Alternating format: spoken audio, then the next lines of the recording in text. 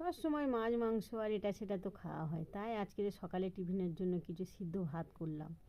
ঘরে দেশি চাল ছিল, খুব সুন্দর আর মিষ্টি সেন্ট বেরোচ্ছিল ওই চালের ভাতে থেকে। ওই জন্য আজকের ওই ভাত সিদ্ধ দিয়ে খাওয়া হয় বলে সকালবেলা শুরু করে দিলাম রান্না। ওটা ফেনা ভাতে করলে আরও ভালো হতো, কিন্তু আমার বাবার একটু হার্টের প্রবলেম আছে, ঠান্ডার লেস, ওই জন্য আমরা আর ফ্যান ভাতটা করলাম না, একেবারে ফ্যানটা ঝারিয়ে নেবো আর সিদ্ধ ভাতটা করব। এটা কিন্তু খেতে খুব সুস্বাদু হয়, এই লাউ ডাঁটা সিদ্ধ আর শিম আর টমেটো আলু একসঙ্গে মাখবো, ওগুলো দিয়ে নিয়েছিলাম। আর এই দেখো আমার ভাত ফুটে গেলে এগুলো দিয়ে দিলাম। আর সকালের খাওয়া তো, ওই জন্য একটু তাড়াতাড়ি করছিলাম, আমিও মাখছিলাম বাবাও মাখছিল, দুজন মিলে মেখে নিলাম সবগুলো।